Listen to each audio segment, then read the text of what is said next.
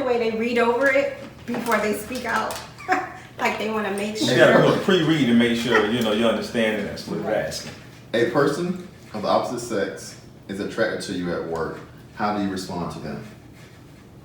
A, ignore their flirtatious behavior. B, smile and compliment them on their new outfit. Or C, remind them of your commitment to your spouse and how their actions is crossing the line. You're supposed to answer that question Oh, first. For me, it would definitely be C. And I have done it. I definitely have done it. Once again, I work in a profession with 90% of females. Okay? All the time, they got something slick to say, or they try to figure out a way to get more money, per case or something. And there's one time that this one was kind of got out of the line, and I had to remind her of who I was and what I stand for. Absolutely. On the flip side of that, two of my work wives was on top of her too. Check on site. No type of thing. So it's totally number three. You have to put them in line and let them know that, listen, there's nowhere that you're gonna go with this. This is what it is, and I'm done with it. But you have to mean what you say. Cause you can say that, and it all depends on how you deliver it. True. Delivery is everything. Right. If you saying those words but you smile and you give up a different vibe, that means nothing. Right. So you have to mean what you say, and you have to stand for what you say. So that's my point. Well, I would say C is my answer as well. I've been there, done that.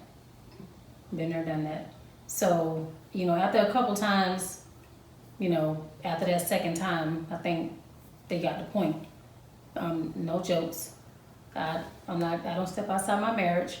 I'm happy.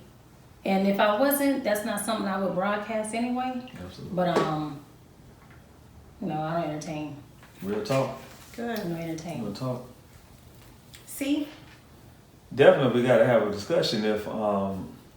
If she's not getting a hint, then we need to definitely have a discussion and say, hey, listen, I don't need to tell you I'm married because you say I'm married. So if you're coming at me, then that lets me know that you're on something different. Mm-hmm. So I recall a situation when I was a supervisor in a healthcare professional, and it appeared like I was on call all the time, and there was a particular young lady that was new, and she was a supervisor on a unit, and she would call about every little thing that was going wrong, and my wife, she let it go a few times, like, well, she's calling, she's new or whatever, but then all of a sudden it was like dang, she's really calling a lot now, like, is anybody else at the job she, who she can talk to, or what's going on, and I was like, well, the environment I was working in, it was rough, it was a mental health residential program, so I felt I was maybe a little bit more naive because of the environment we were all working in, and thinking maybe she just needed a lot of coaching or guidance or whatever. But what did, and I swear to you, and I can pick up on anything, but I'm telling you, I really felt that I was really helping this young lady out. And so I remember there was a hurricane that came through, and we all was mandated to be at the facility, and I brought my family out. And that young lady, she actually was doing, I think she was doing a room check with families, and she actually knocked and she came in to do a check, and she saw, like, I was in there with my wife and my two girls at the time, and she addressed me and then didn't say anything to my wife. And honestly, I didn't even really think anything of it, because I think she came and she asked a question or whatever, and then my wife looked at me like, oh, she's not even going to address me? Right. Like, she's going to come and just ask you a question, and then I'm like, oh, Lord. Oh. So right then and there, I'm like, hey, listen, I had to let her know. Mm-hmm. Absolutely. And listen, and it's not even that she came to me saying, oh, I like you, or, I want to get with you, whatever. It was just the whole vibe. That's the type to me, it was just inappropriate in itself because then I start seeing it in a different light. Right. And I'm like, okay, it's one. And I told her, I said, listen, you came in and you addressed me about something, but my wife was there. And it's like you calling me all the time, and then you don't even address my wife and say, hey, I'm the one that be calling you all the time. I mean, Right. then I guarantee you my wife wouldn't have said anything to me about Right. it. But not because I felt like she was, you're just really blowing this out of proportion. No, I respect exactly what she was saying because I saw what she was saying. And when I spoke to the young lady, she was like, okay, no problem. I didn't mean no disrespect. But the bottom line is we had a conversation and it was done. Mm-hmm. And I never got a call again. I'm like, you have any issues on the unit, you need to talk to someone who's there at the facility. Mm-hmm. Don't use my number anymore. Right. And that's just what it was. Now we're gonna flip it on you, Mr. Sims. What about you? C. Right, that's my name. C says, remind them of your commitment to your spouse and how their action is crossing the line. Mm-hmm. I definitely agree with C. I definitely would do that.